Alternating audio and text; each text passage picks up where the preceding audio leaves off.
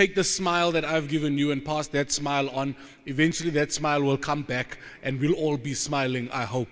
So don't leave it here, is what I'm trying to say. Take the work out into the world, keep smiling, keep believing, and keep making Eldos great. A guy that I think is doing incredible things, a guy that runs a comedy gig in Eldorado Park for Eldorado Park once a month, a guy that when I started comedy was already one of the kings of the game, and is possibly one of the most brilliant comedy minds the South African comedic landscape has ever seen. He's got a beautiful story that he'd like to share with you. He's one of your own, truly one of the proudest, I think, of all people to have come from Eldorado Park. Ladies and gentlemen, please put your hands together and help me welcome to the stage the great Dillan Oliphant.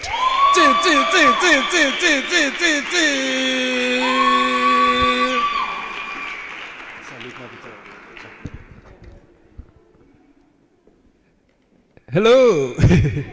Yeah. Are you guys doing good? Good, good.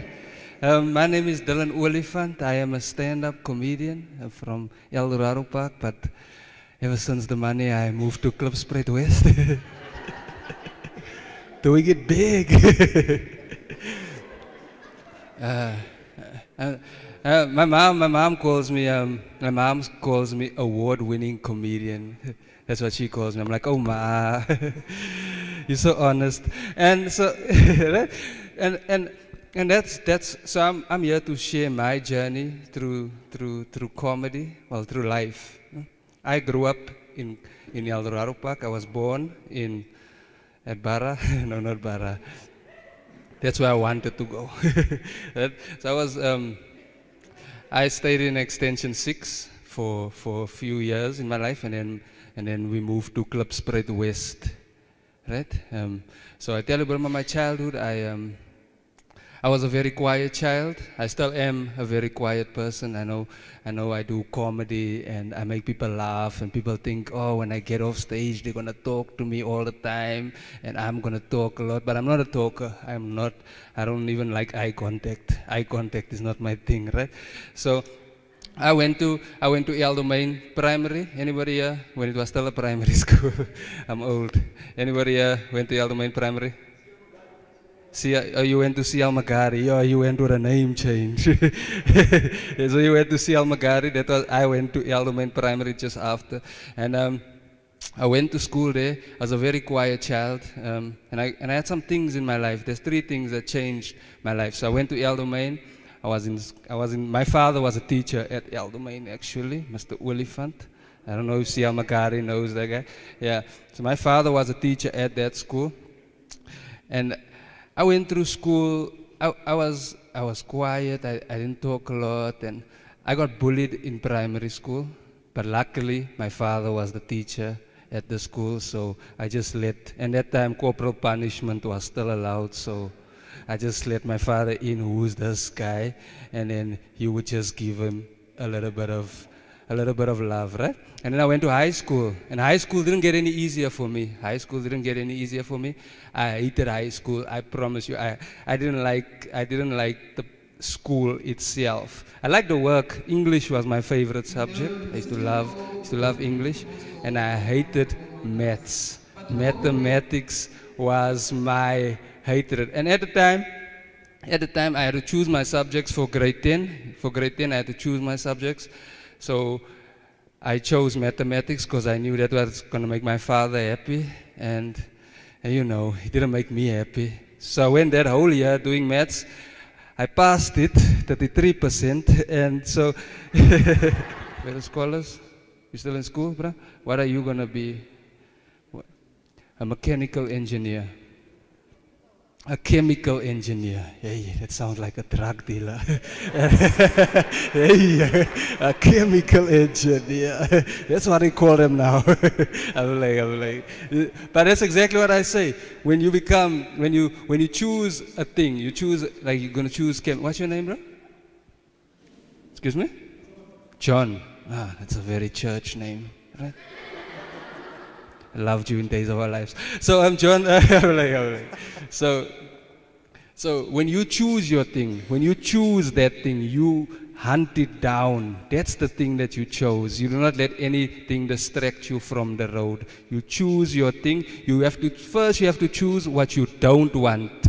What you don't want.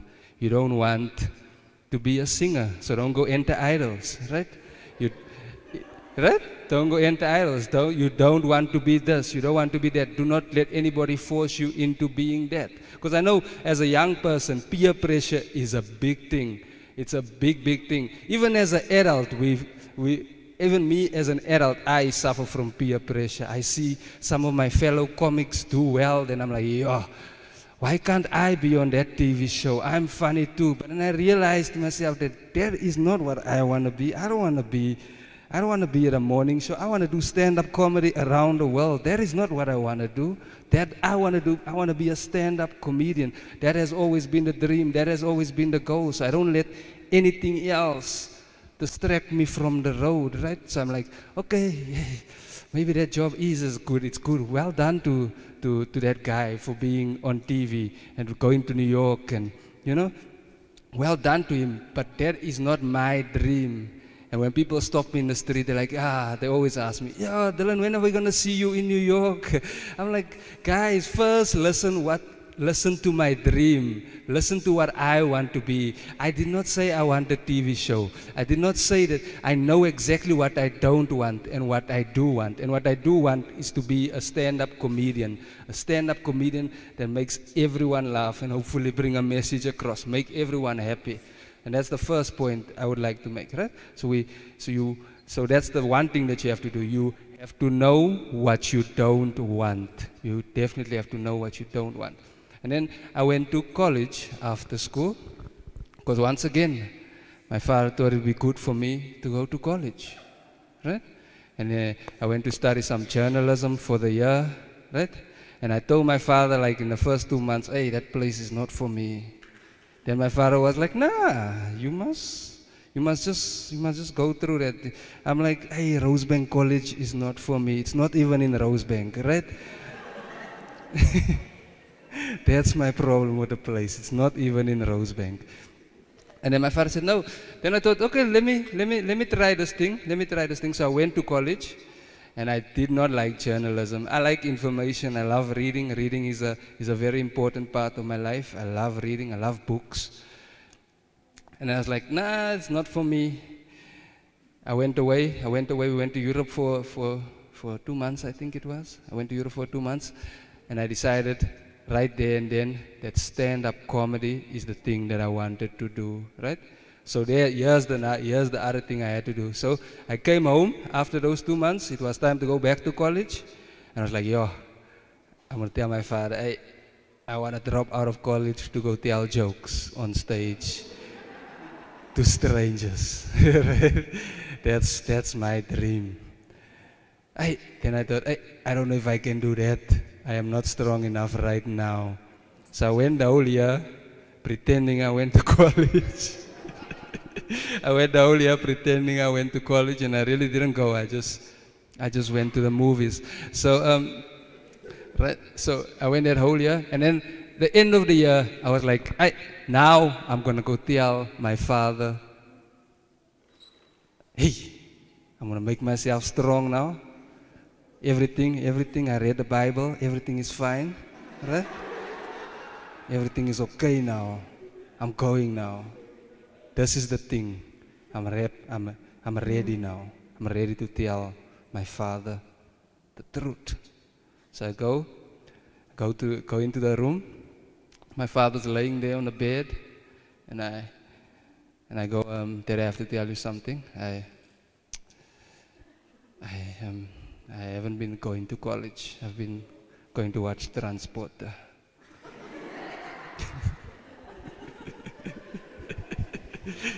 It's a good movie, you must watch it.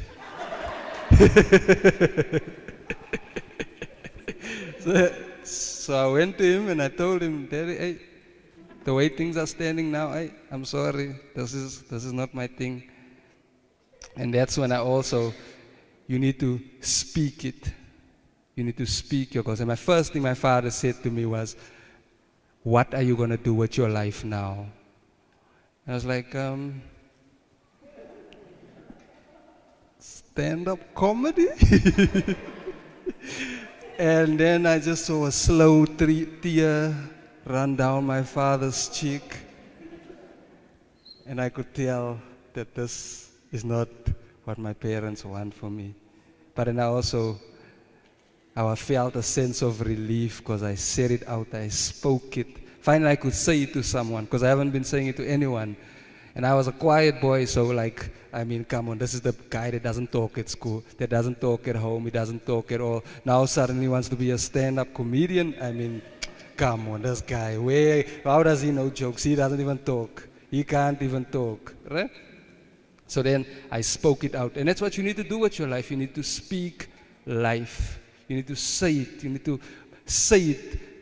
As soon as you say it, it becomes true. Because I know this cause. Then after I went and I watched Trevor Noah's Daywalker. You guys seen Daywalker? Everyone has seen Daywalker. I mean, come on, that's the best, right?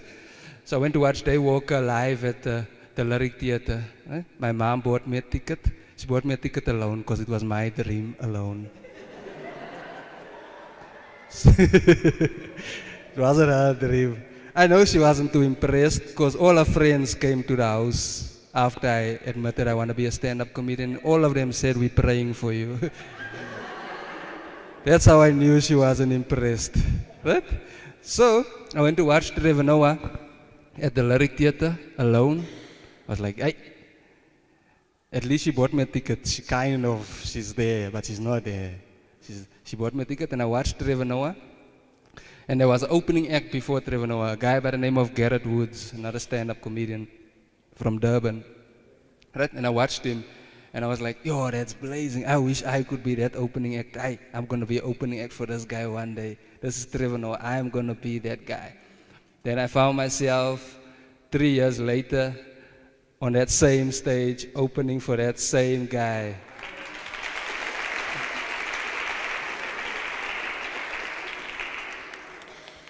And that's speaking life into your dreams. That is speaking life, and that is speaking to your goals and speaking to what you believe in. If you know that this is the thing that you want, if you truly believe that this is the thing that you want, then you will get that thing. You will get that very thing. Speaking life, say it out. Say it. I want to be a teacher. I want to be a rapper. I want to be whatever.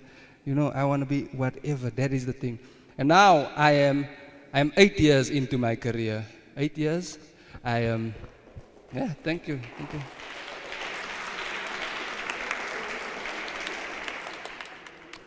I'm doing stand-up comedy for 8 years now. I started in 2010. I thought if Bafana could be funny, why can't I, right? We can all be funny, come on, right? So I started during that time in the World Cup. I started during that time at the World Cup. And my father used to drive me to open spots. Yeah, he used to drive me to open mics. They do open mic nights in Soweto. My father used to drive me there every Wednesday. And one thing about that club, I can tell you about, it's a room full of people who did not pay for comedy. And you go there, and they don't really like you. They don't care for you. They're like, this guy, he's just some other guy. We don't know him. We've never seen this guy anywhere. This guy hasn't been on a poster, nothing. So they don't owe you any laughter. They don't owe you anything. So I went and I did every Wednesday. Some nights was like, yeah, they laughed a little. I got into the car. Like my father asked me, how was that? I was like, it's okay. It's all right. It's all right. It's all right. It's all right. The next week, go there, come out. Hey, when he sees, I don't even say a thing. I don't even say hello when I get into the car. He knows, hey, the people didn't laugh. Huh? And there's nothing more embarrassing than standing in front of a crowd of people who do not react how you want them to react. There is nothing, especially when it's laughter, because you know people know they must laugh, and you know they must laugh. And they're not doing that thing, right? And you do that night after night, you're taking L's. You're taking L's for days, taking L's wherever you go. People don't laugh. But you learn, you work, you write. I always encourage us. This is my motto, even on social media. Always work on your craft, whatever your craft is. If you're a rapper, always work on your craft. If you're a singer, always do the thing. I get up every morning. I have a schedule now. I have a schedule, a little schedule. I start at 9 o'clock. I take a bath. Right? After my bath, I have some food.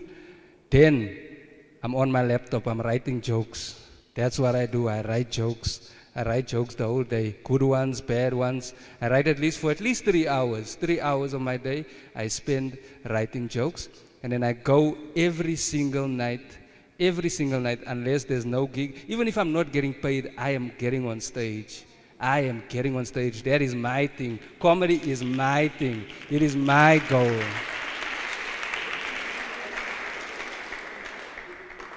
It is it's the thing, it's my jewel. And when you have a jewel, you protect your jewel. You harness it so that you can be like, because I'm not where I want to be in the world right now, and I don't think I'll ever be where I want to be in the world. And then also, during the stand-up time, troubles arise in life. Troubles arise in life, unfortunately. I've had some tough years doing stand-up comedy. It has not been easy at all.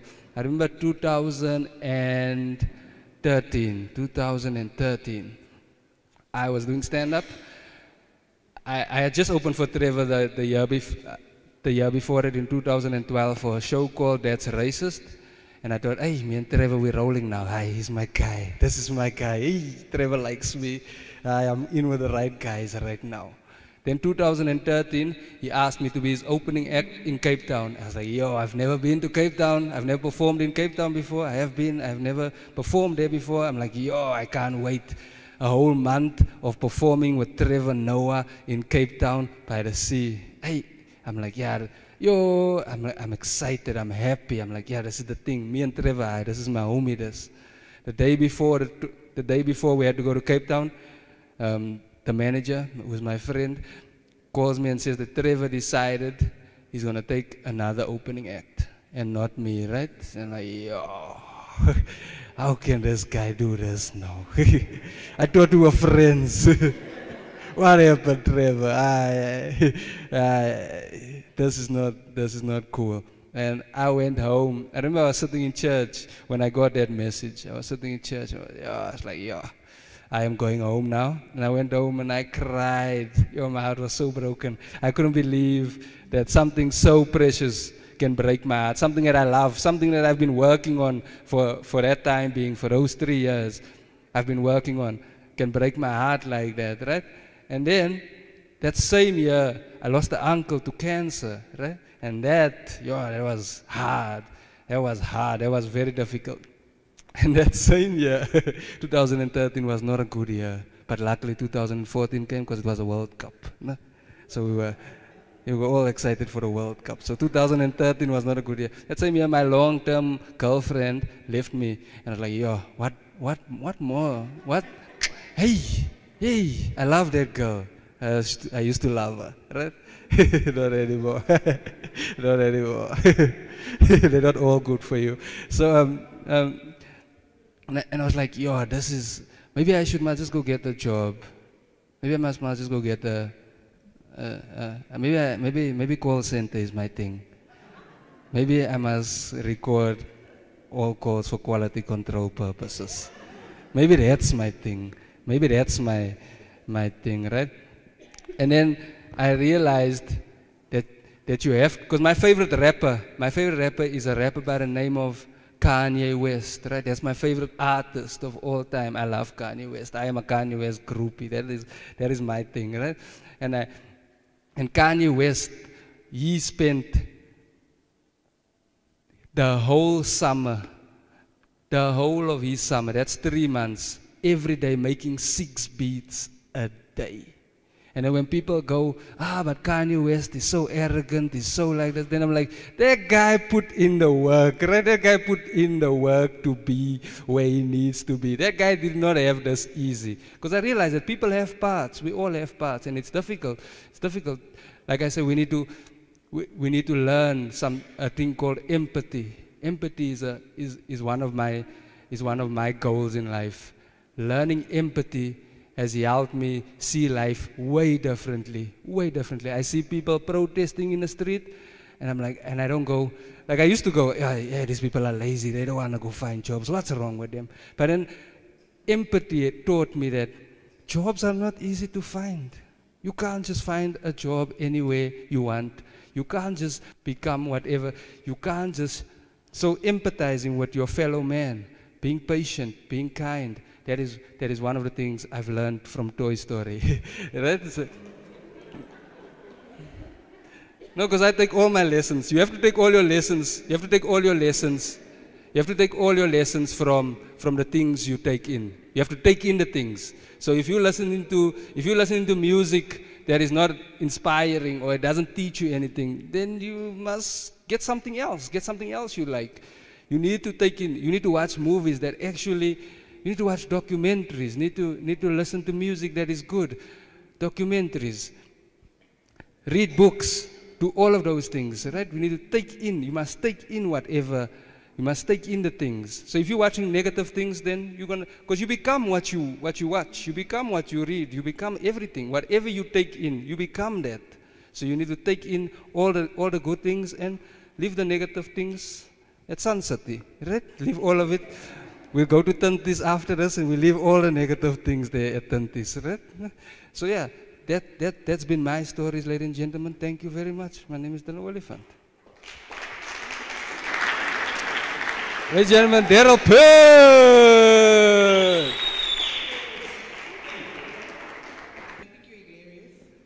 Thank you. I didn't hear the part where you realized you were funny.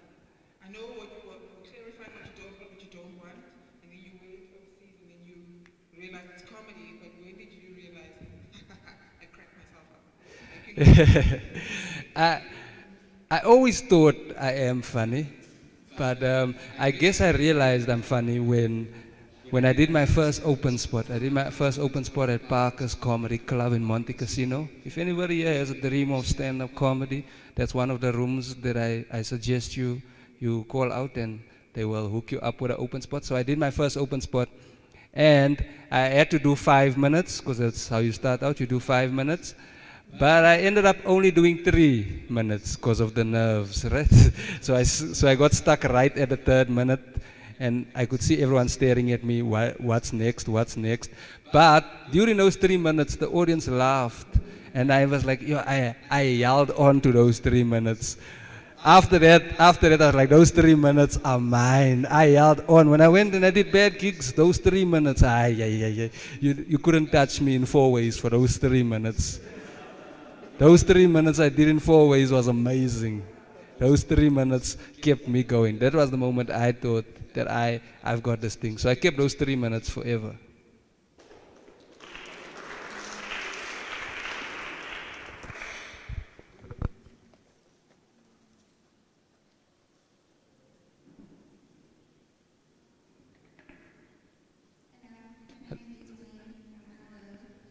Hello, Desmond.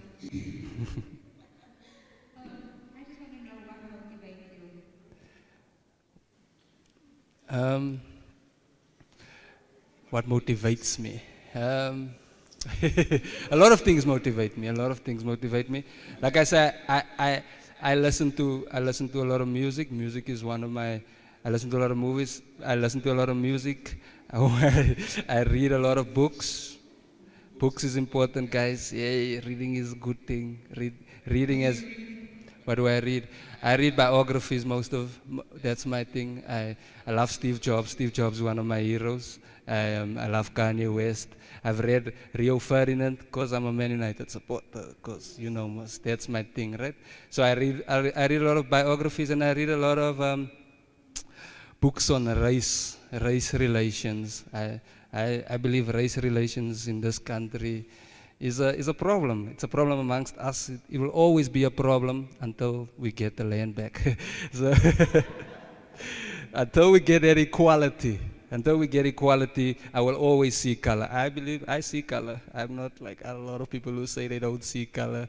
I see color. Like you guys are all brown. I can see.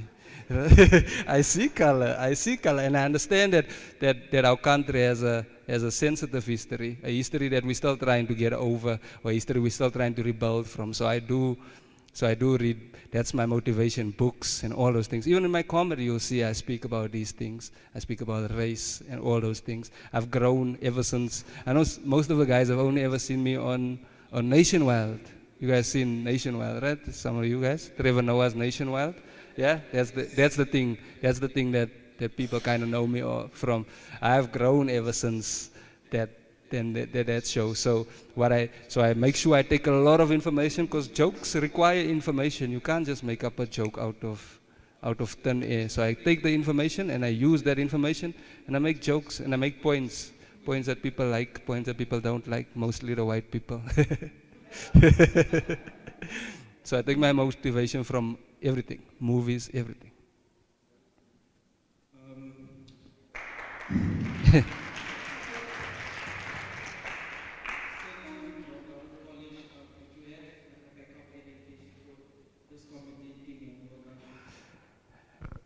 A backup plan. I did not have. I just dropped out of college going, yeah, comedy is my thing. I didn't have no backup plan. I was like, yeah, if comedy doesn't work out, I can always fall back on unemployment.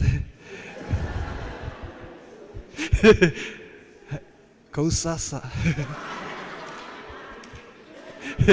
Go Sasa.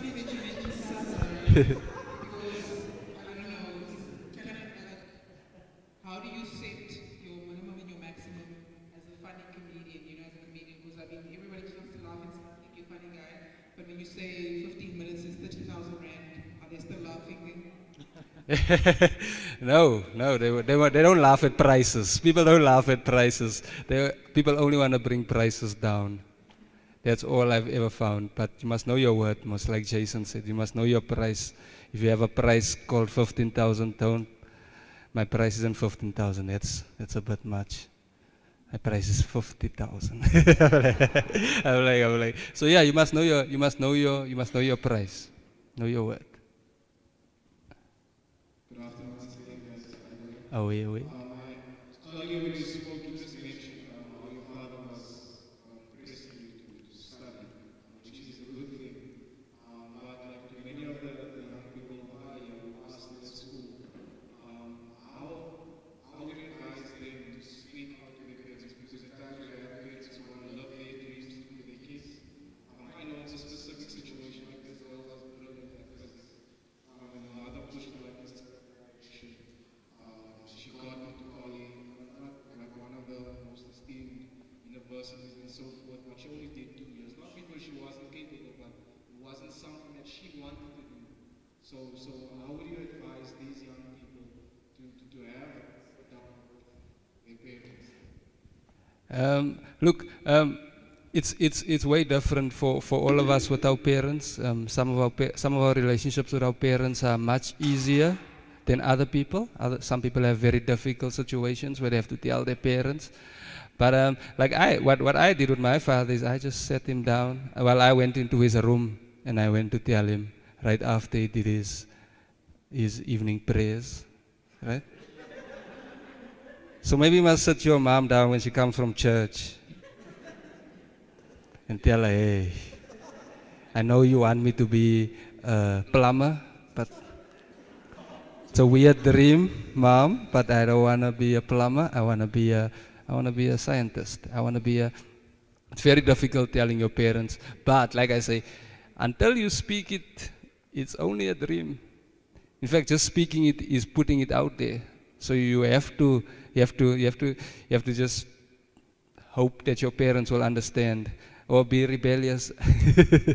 I was a rebellious guy. I was a rebellious, quiet guy. My parents didn't expect rebellion from me, but I gave them rebellion. So I guess you just have to sit them down and be like, Mom, Dad, I'm going to be as stern as the shop, right?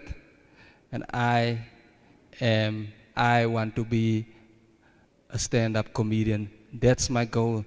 There's many funny stand-up comedians. Go show them whatever you want to be. Show them of all the good guys. My father, the first time I told my father I want to be a stand-up comedian, he also asked me, are you going to swear? He was very concerned about whether I'm going to swear or not. And I was like, no, I'm not going to swear. I don't swear in real life, so I might as well not swear on stage. So I guess you just have to sit them down and tell them that you believe in your dream, and they need to believe the same. because they love you.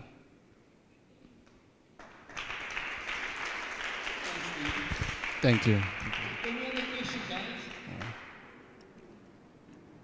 Questions? Okay, Marvin.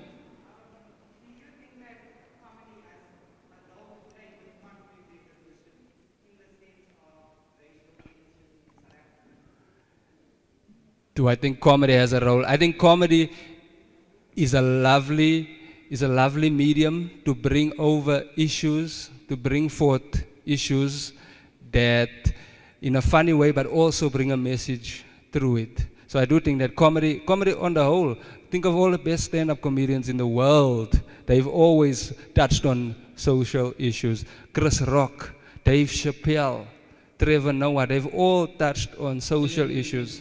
Dillan Oliphant, thank you. They've all touched on social issues that matter to people. So yes, I do think comedy definitely has, I think we definitely have a platform to talk about what this country needs and what we're gonna do, what we're gonna help. And laugh about it too. Laugh. Sometimes you just have to sit back and yeah, I can't believe Jacob Zuma just said what he said, right? Just have to sit back and look. So yeah, comedy definitely has a role. Comedy is just another medium of bringing forth a message and bringing a message of change. So yes, it does. You said you write 3 hours every day. Yes. Which is like, serious discipline. So can you share with us like 2 or 3 that you pumped out this week? Fresh one. Yeah. Now you're putting me on the spot. Do you guys want to hear? Thank you. Okay, then I'm going to have to stand. I can't just sit in. Sorry. Because I'm a stand-up comedian, I mean. So, sometimes they're not good. So you guys are going to have to judge. Sometimes, because the work, it's all in the work. Sometimes you write bad stuff, sometimes you write good stuff. So I need to remember them first. That's my first thing when I do stand-up comedy. I always have to remember them. Don't go. Don't leave. That's right. Go. Just like my father. So I'm playing. My father didn't say goodbye. Goodbye, guys. Go well. So I wrote something on. I wrote something on representation. Because I believe that representation matters. I believe that representation matters. That's why I vote for every colored contestant on Idols. Every colored contestant. Wooden Mike, I don't care. I am voting for you. Representation matters. And I know it matters. I know it. Because I'm tired of seeing colored people on TV. Because I want to see colored people win everywhere. I want to see colored people win everywhere, not just in prison, right? I want us to... Because whenever you see colored people on TV, they're always in prison.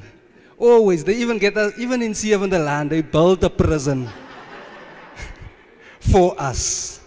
Just to show that we can also be in prison, right?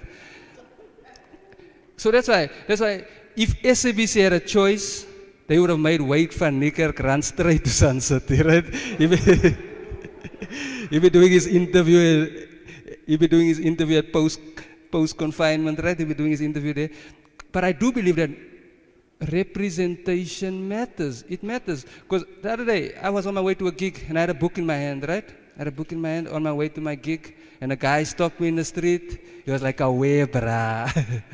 Go show them we also know big words. Representation matters, right? So that's one I did this week. Yeah.